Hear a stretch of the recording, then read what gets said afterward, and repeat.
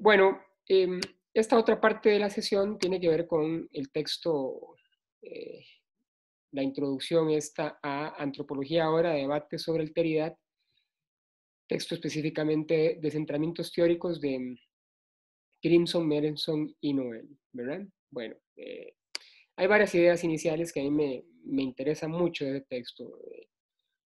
Eh, Esta pregunta por la autoridad sobre la que hemos venido hablando desde Esteban Crotz está presente en este libro, ¿verdad? O en esta parte de este libro que ustedes leyeron para hoy.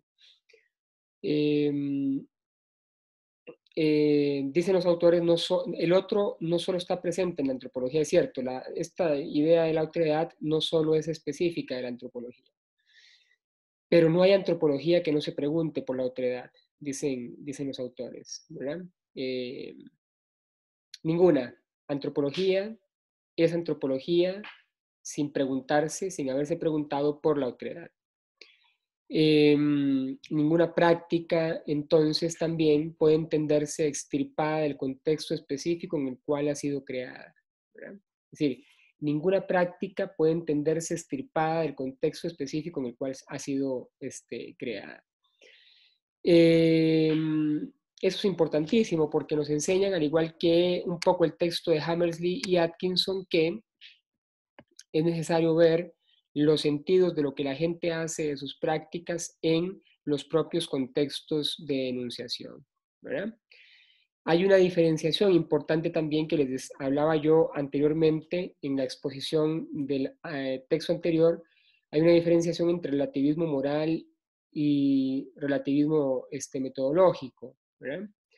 Que ustedes estén investigando algo que X, cualquier tema, digamos, peliagudo, complejo, que ustedes puedan imaginar, dicen los autores que siempre es importante, en principio, aplicar esta idea del eh, relativismo metodológico, ¿verdad? Como una forma de acercarse a este objeto para preguntarle al objeto qué, cómo y por qué, ¿verdad? Antes de definirlo en términos morales. Es decir, que ustedes ingresen al campo, ingresen al grupo que están estudiando con una lógica relativista metodológica, no significa que ustedes estén a favor de las lógicas y prácticas que esta gente o comunidad realiza. No significa un relativismo moral. No significa un relativismo moral. ¿Sí? Es decir, ustedes no necesariamente concuerdan con aquello que están investigando, pero tienen que preguntarle no de manera no sociocéntrica aquello que están investigando, ¿verdad? Las preguntas que ustedes quieren preguntar, ¿m? Para no caer, digamos, en prejuicios acerca de consideraciones que ustedes tengan sobre ese objeto de previo. ¿M? Sí, sí, me voy a entender, es decir, ¿qué hay detrás de las prácticas que desarrolla la gente, aunque a ustedes no les guste? ¿Sí? Por ejemplo, ¿qué hay detrás? Dentro de esta acepción machista, por ejemplo, que les mencionaba yo, del amigo mío que hablaba sobre su caso particular, ¿verdad? ¿Sí? Es preguntar por qué a esa contradicción, de dónde viene esa contradicción. ¿Mm? Más que, o sea, no significa esto que ustedes tengan que estar eh, de acuerdo con esa práctica, ¿verdad? Sino tener esta apertura para considerar algunas otras razones que de repente ustedes desconocen, lo cual me parece a mí que es muy importante. Nos habla también los autores de los diferentes centrismos, los diferentes etnocentrismos que existen. Sociocentrismo, referido a una posición de clase, androcentrismo, toda esta consideración o esta lógica del lenguaje y la sujeción de lo femenino a lo masculino, cronocentrismo, ¿verdad? También naciocentrismo, una naturalización de la escala nacional, es decir, una serie de etnocentrismos que están gravitando acá y que tienen que ver con una lógica evidentemente etnocéntrica, autocentrada de ver el mundo. Es decir, una lógica autocentrada de ver el mundo. Evidentemente desde la lógica que epistemológica y la lógica categorial, de la lógica teórica, de los centros hegemónicos, ¿verdad? Lo cual es, creo que algo eh, muy importante, ¿verdad?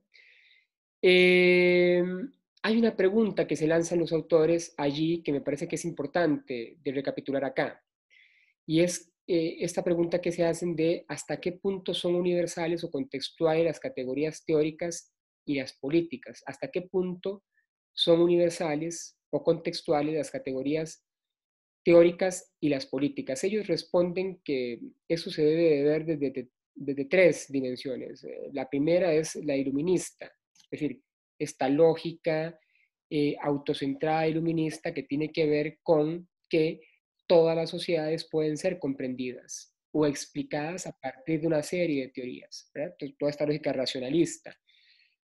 Toda sociedad puede ser comprendida y explicada a partir de una serie de teorías y métodos preestablecidos, ¿verdad? Lo cual está muy prefigurado en el positivismo que vimos anteriormente, ¿verdad? La lógica racionalista, leyes universales, totalizante, métodos neutrales que pueden servir para aprehender la realidad.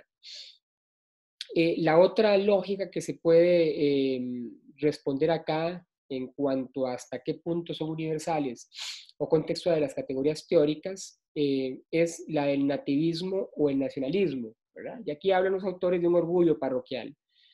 Es decir, las categorías que no son surgidas desde la parroquia no ingresan eh, al diálogo dentro de la propia sociedad. Es decir, las categorías que no son desarrolladas dentro de la propia comunidad particular no pueden ingresar a ese diálogo dentro de la comunidad. Por eso es que me está diciendo que el internet está lento. ¿Sí me escuchan bien?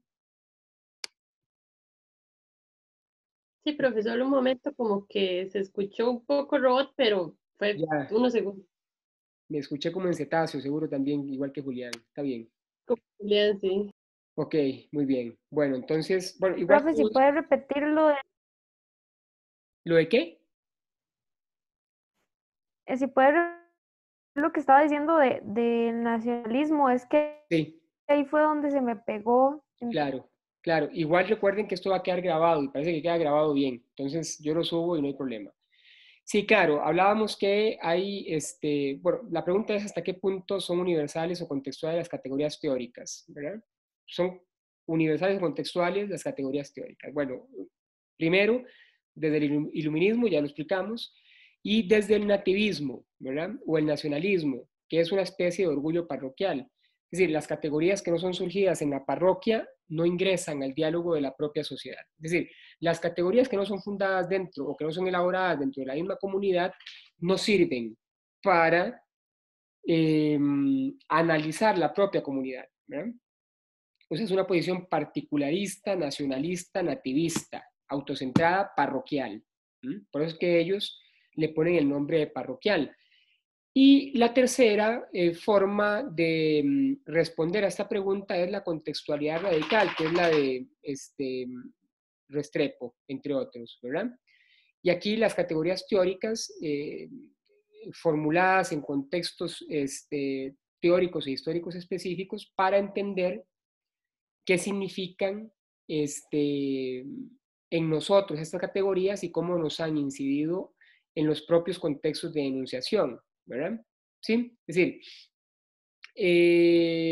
lo que intentan hacer Restrepo y otros, ¿verdad? Que son citados por Grimson, Merenson y Noel, es hablar de esta contextualidad radical para entender qué significan, ¿verdad? Este conjunto de categorías dentro de nosotros mismos y cómo han emergido en nuestros propios contextos de enunciación, ¿verdad? Que es una forma diferente a la iluminista y a la nativista que veíamos anteriormente, lo cual me parece que es además, digamos,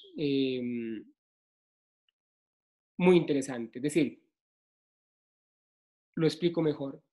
Tener conciencia de que las categorías teóricas son formuladas en contextos teóricos e históricos específicos, ¿verdad? Y que hay que entender qué significan esas categorías en nosotros mismos y cómo nos han incidido y también qué significan en los contextos de su enunciación, ¿verdad? Por ejemplo, una categoría como clase, ¿verdad? Tan poderosa, vista desde el marxismo, ¿verdad? Bueno, esa categoría que pareciera ser iluminista, resabio iluminista universalista, ¿cómo nos ha incidido? ¿Mm? ¿Sí? Lejos de la posición nativista o nacionalista, que dice o alega este orgullo parroquial de que una categoría que no es creada dentro de la parroquia, por ejemplo clase, no sirve para un diálogo dentro de la propia sociedad. Esta contextualidad radical se pregunta otra cosa. Bueno, ¿cómo nos ha incidido esta idea de clase, por ejemplo, en primer lugar? Pero también cómo esta idea de clase ha incidido en estos contextos de enunciación. ¿Sí? ¿Sí? Es una forma, qué sé yo, como más abierta de poner a dialogar, ¿verdad? Una posición iluminista y otra nativista, ¿verdad? Me parece a mí. Y no solo relegar, digamos, una de las dos formas al olvido solo porque no es creada dentro de la propia comunidad de desarrollo.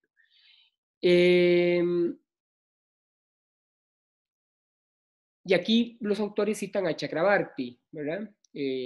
Con esta idea de provincializar Europa, precisamente. Con esta idea de que el pensamiento europeo, este pensamiento iluminista, a la vez es fundamental e inadecuado, dice Chakrabarty, para pensar espacios que se escapan a sus límites, ¿verdad? Es decir, no se trata entonces, bajo esta lógica de Chakrabarty, bajo esta lógica de la contextualidad radical, no se trata de rechazar estas teorías, ¿verdad? Como lo supone el nativismo o el nacionalismo, sino de incluir otras, ¿verdad? Lo cual tiene todo que ver con esta idea de Liz Ribeiro, tomada de Lynn Ribeiro por parte de Crimson, Merenson y Noel, ¿ah? Del provincialismo metropolitano y el cosmopolitismo provincial, ¿verdad? Estas ideas que la primera del provincialismo metropolitano interpreta la periferia aun cuando desconoce gran parte de su producción, ¿verdad? Una producción que se desarrolla en los grandes centros hegemónicos del conocimiento, ¿verdad? Que no toman en cuenta precisamente la producción de la periferia. ¿Mm? Y el cosmopolitismo provincial, que consume la literatura producida en distintas partes del mundo, ¿verdad? En distintas partes del mundo literario, en donde con frecuencia la periferia es más cosmopolita que los centros, ¿verdad? ¿Sí? ¿Se entienden estas ideas? Y la idea también del etnocentrismo invertido, ¿verdad? Del que hablaba Grimson, Merenson y Noel, ¿verdad? Una sociedad, otra, es fabricada como un ideal específico para despreciar la propia, ¿verdad? ¿Sí? Como que se establece el criterio de que las dimensiones dominantes de las culturas hegemónicas son tan importantes que despreciamos los valores culturales de la cultura propia. Una especie de etnocentrismo invertido, ver más hacia afuera, hacia lo que producen los grandes centros hegemónicos de conocimiento, en lugar de ver, digamos, lo que nosotros producimos. Estas críticas al provincialismo metropolitano y al cosmopolitismo provincial, por supuesto, lo que intentan es mediar en esta lógica, digamos, tan radical, ¿verdad? Y como dicen los autores, citando a Chakrabarty, no es que se desea o que se pueda pensar sin Europa. Lo que no se quiere es pensar en términos eurocéntricos. Eso sí, es diferente. Como en el provincialismo metropolitano y como en el cosmopolitismo provincial, ¿verdad? Que son formas de eurocentrismo, un eurocentrismo, del otro un eurocentrismo a la inversa, que los autores discuten en el texto, ¿verdad? Y que dejan constancia de que, bueno, no es al parecer la vía. Esto, entonces, recapitulando, lo que suponen los autores es, o lo que proponen los autores es una especie de descentramiento teórico, ¿verdad? descentrarse de categorías que han sido hegemónicamente, digamos, amplificadas, ¿verdad?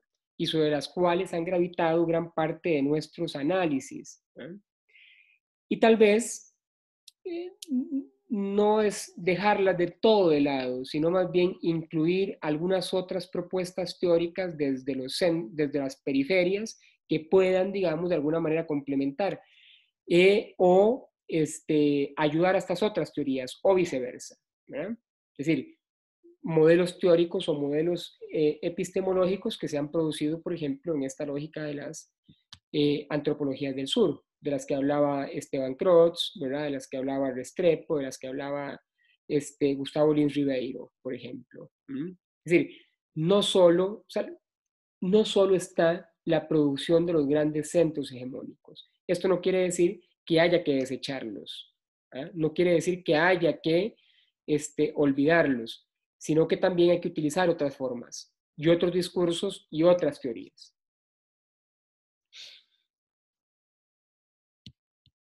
¿Queda claro?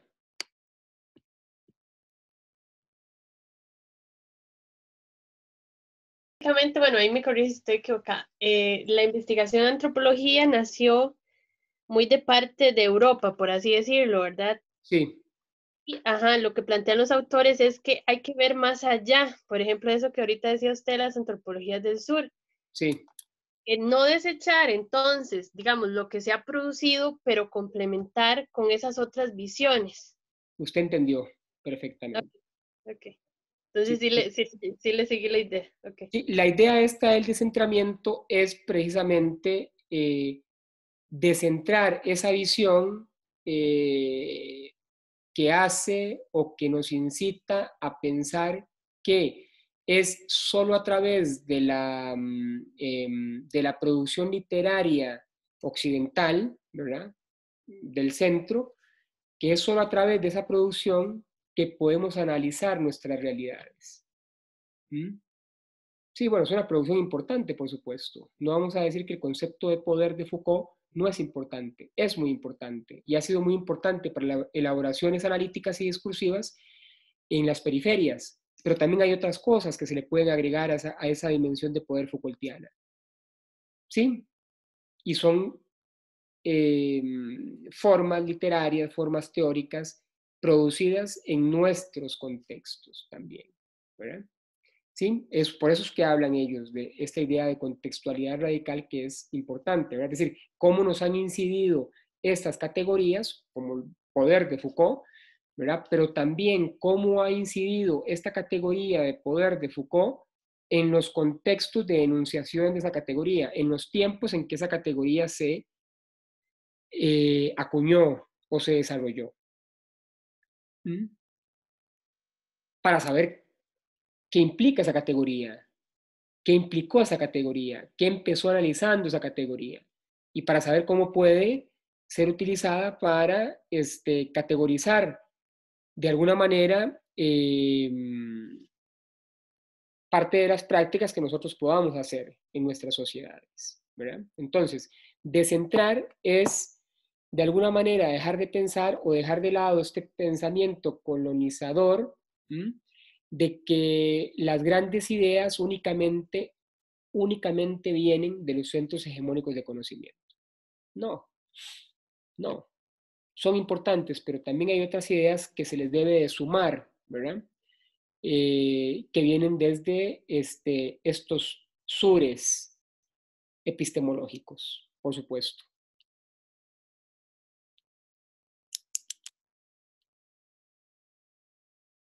¿Algo más hasta acá?